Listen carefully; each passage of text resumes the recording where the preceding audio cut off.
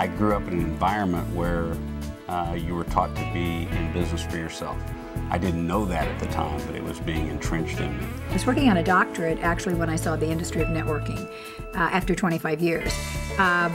Always have had some other jobs, always worked. Educators don't make a lot of money, so you're always working another job or you're looking for another degree to enhance that. And then when I saw networking, that was my aha moment to think, oh, I don't have to do all of this to make this kind of money. And it kind of was frightening for me to think that I met individuals who had spent 4 or 5 years in business, then gone into networking and were making twice as much as I had taken 25 years to make.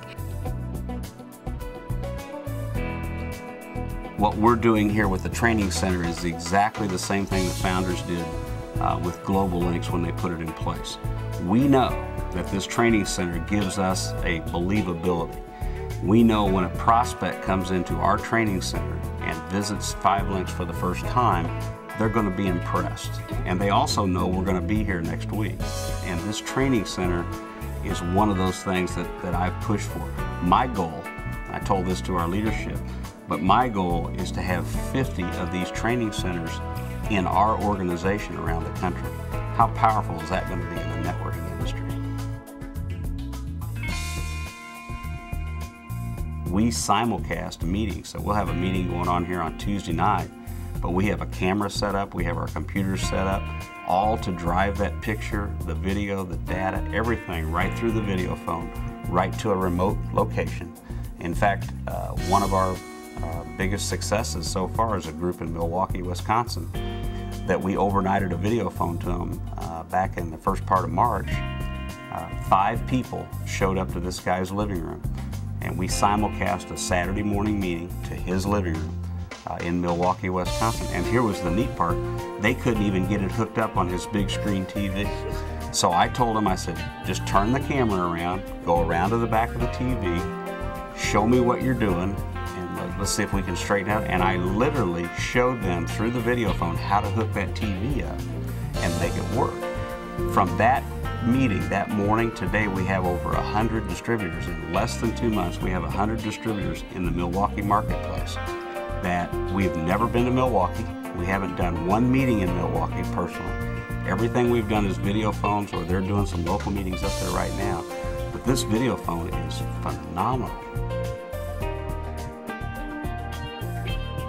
Everything we do is for the betterment of the person. And when you can help people not only become a better person, but at the same time line their pockets, now you've got a win-win situation. But the best part about our relationship with Donna and myself is the stuff that I'm not really good at. I mean, I could do it if I had to, but I'm always the guy on the front side. I like to just go make it happen and clean up the paperwork later. She, on the other hand, is the person back there always worrying about step 1, step 2, step 3, step 4. We've got a perfect relationship in that. So we're successful really because of the people in our organization. If we can help enough people get to a certain level of success, we'll achieve a level of success. But once again, it's more exciting to help somebody else do it than just do it for yourself. Working a lot of hours, going to school all the time, and you get so consumed with things you have to do in your own personal life or your regular life and your work life, and you kind of forget. And my mother, bless her heart, when she was ill, I didn't spend the time with her when she was alive, and she died quite suddenly after a week of being ill. And I didn't have that time with her. I was always too busy, always doing this, always doing that. And I realized that that's why we do this business. And now that we have my father with us, I get up.